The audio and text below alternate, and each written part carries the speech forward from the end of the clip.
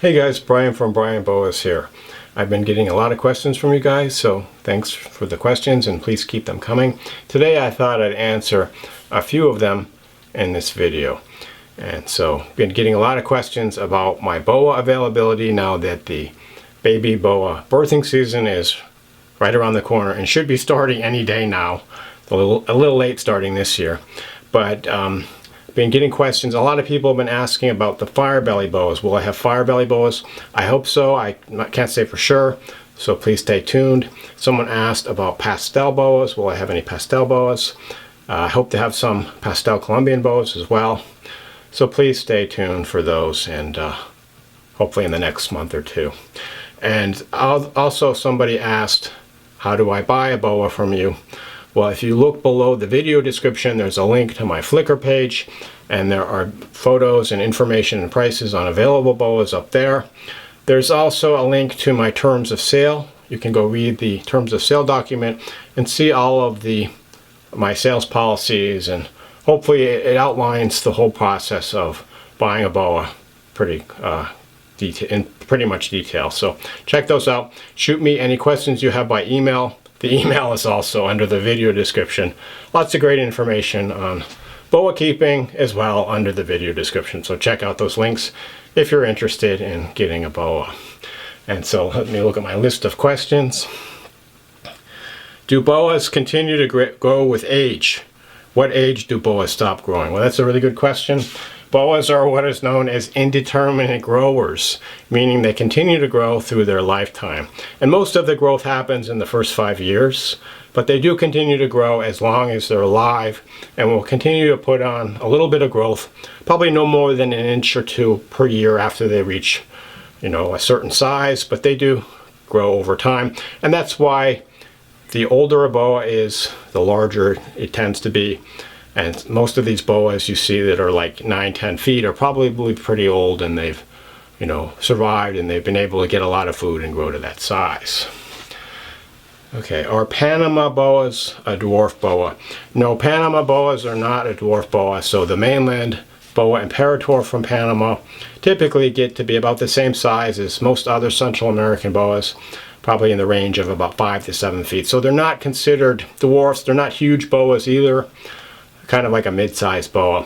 I don't have any of the mainland Panamanians. I do have the Pearl Island boas from Panama, which are one of my favorites, and those get to about the same size, about 5 to 7 feet. Although I do have a female that's probably pushing 8 feet, so they're by no means dwarf boas. They're basically, typical size boa imperator. Not a giant, but not a dwarf either. Okay, next question. Why don't you have more subscribers? Well, there's probably a number of reasons for this. First of all, my content is pretty niche, and they always say on YouTube, niche down, and you don't want to talk about too many topics. But I talk specifically about boas, and most of the content focuses on breeding them. So that's a smaller subset of the reptile keeping population. If my channel was just on reptile keeping in general, I probably would have more of a subscriber base. I also don't really post all that much lately, and when I first started on YouTube, I was posting around 3 times a week, and I continued that for close to 2 years, and then I kind of got burned out, ran out of ideas. My subscription rate kind of went down after that when I stopped posting more regularly. And then I don't put a lot into the videos. The videos are a means to an end. It's to disseminate information about boas and my boa breeding. I don't do this because I'm creating entertainment. I'm not like Steven Spielberg or Martin Scorsese or some Hollywood director trying to create a film in and of itself. I'm doing this as a means to disseminate the information. There are probably a few other reasons why I don't have more subscribers, but those are probably the main reasons. And it's fine. I mean, it kind of got to me at first when my subscription rate went down, but really it's about quality, not quantity. I'd rather just have a smaller subscriber base and people that really are interested in boas, because people that want the information that I give out, I think really are, could benefit from it and really seem to enjoy it. Okay. Please work more with Guyana redtails. I would love to get a Guyana from you. Okay, so that's kind of a kind of a funny question, because I don't really consider Suriname and Guyana boas to be anything different. There's nothing scientifically different or biologically different. There's really nothing that you can measure that can differentiate a Suriname from a Guyana boa, and there's really nothing appearance-wise either. If you look at the range of boa constrictors in the wild, there's no physical barrier stopping boas in Guyana from interbreeding with boas in Suriname. It's really a contiguous population. Doesn't necessarily mean that there might not be some kind of genetic difference or some difference we can't see among certain populations from Suriname versus Guyana. But as far as the taxonomy, they're the same thing. There's really no difference. And I don't think it necessarily makes sense to keep having more and more finely defined localities in captivity, because it really limits the gene pool and it increases the chance of inbreeding. And there's something called a micro-locality, where people have a boa they claim is from a certain village, like a Pocogran, Suriname, or a Tamatama, Venezuela boa.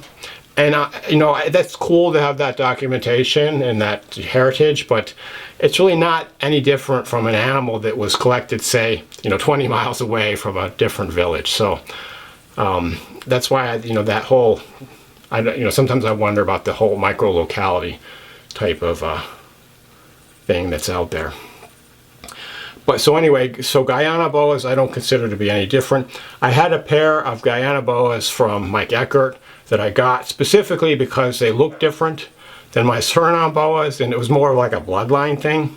I actually rehomed those. So, a friend of mine has them now. He's actually breeding them, and hopefully he'll have babies this year. So we'll have to see. But you might want to get some from him if he has the babies. But again, I don't really consider Guyana and Suriname to be any different. So you could buy a Suriname boa from me, and for all intents and purposes, it's the same thing, except the pedigree supposedly didn't originate from animals from Guyana. They came from Suriname. But that in itself is really hard to prove anyway, since there's a lot of mislabeling and other things going on with the importation of boas. So to me, that they're all what I call, Guyana or shield boa constrictors, or Guyana shield redtails. Okay. Is Dollar General considered a FedEx ship center? Interesting question. So no, Dollar General is definitely not a FedEx ship center that you can use for shipping reptiles. I don't have Dollar Generals in my area. We have the Dollar Tree, but not Dollar General. So I assume that they do have some FedEx services where you can send a FedEx package at the counter, but you cannot have reptile shipments shipped out of there or arriving there. It has to be a FedEx approved ship center or FedEx ship center. If you get a boa from me, 95% of the time I have it delivered to a FedEx ship center. It's a lot safer that way. It doesn't go on the truck, and it's not exposed to cold or hot temperatures on the truck, which means you have to go pick up at the ship center. And depending where you live, the nearest ship center could be like 2 minutes away, or it could be an hour away, depending if you're out in the country or you're in a more rural or residential area. So I have people indicate their nearest ship center, and sometimes people will just look up FedEx and they'll pick out one that is at their shopping center with their 2 blocks away, and it's just a FedEx counter or a FedEx mail. They have a term for it, like a FedEx mail counter or something like that. But no, it's got to be a ship center. Make sure that you're aware of that, and let me know if you have any questions about where your nearest ship center is, and I can look it up for you. But it's not going to be Dollar General to ship your reptiles. Lastly, I have a few questions about the Brian Boas channel merch. And as you may know, I set up a merch shelf or merch store where you can buy merchandise that's specific to the boas and to the Brian Boas YouTube channel. And I wanted to thank everybody for your support who's bought the merchandise. I'm really happy with how much has been sold and how the comments I've been getting about the merch. And I do have more merch in the works. So I expect to have some more designs up in the next few weeks. If you're interested, you can see a link to the merch shelf is below the video description. So click on that, check out the merch, tell me what you think, order some if you want.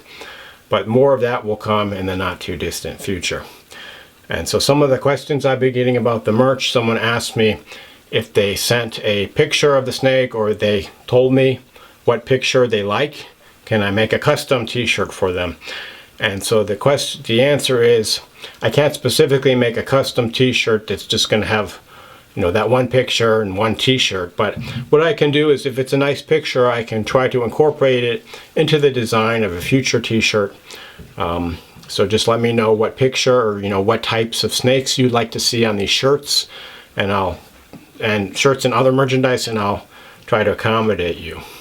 Someone also asked about, you know, can I put pictures of boas on the back of the shirt as well as the front? And so that is possible. However, it does cost more money. The service that prints the shirts, they charge per area, and you know, you can get pictures on the front, the back, and also on the sleeves. But every picture that you put on there is going to be a little bit more money, so it's going to mean that the shirt is more expensive. So in some cases it's fine, and you know, if it's part of the design of the shirt to have pictures on the back and front, so be it. It's just going to cost a little bit more money. But in general, most of the shirts are going to have pictures on the front, you know, depending upon what the shirt is and what the intended effect of the design is going to be. But as time goes on, I'll have to see, you know, which designs are selling better and which ones are more popular, and then I'll adjust my offerings accordingly. And so another question that someone asked is, do you ship the shirts outside of the US? And the answer is yes. The shirts can be shipped worldwide with some exceptions. So check on the site at the link, and it tells you exactly where you can ship to and what the costs are for the shipping. But it's pretty much all over the world. It's not just limited to the US like my snake sales. And I wanted to reiterate that the sales at the merch site are handled by a company called Fourth Wall. And it's a really great company, and basically they have a format that I can use to design my t-shirts using my own pictures and my own artwork. And then once the t-shirt is made, I get samples of it, look it over, and then they go on sale. But they handle all of the sales and shipping. So you pay them, they ship to you, the customer service is through them. Of course, I want to hear from you about how you like the shirts and if you have any issues with the shirts, but it's really handled through Fourth Wall. So I don't have to send the shirts out, I don't have to deal with that part of the business. It's unlike my boa sales, where I deal with everything and I'm the one that ships and I'm the one that handles that process. So a little bit different there. But the Fourth Wall can ship throughout most of the world, so check out the designs, and if you see one you like, we can ship it to you. Anyway, I hope you enjoyed the video. Keep the questions coming, and hopefully answer your question in a future video. Thanks for watching, and enjoy your boas.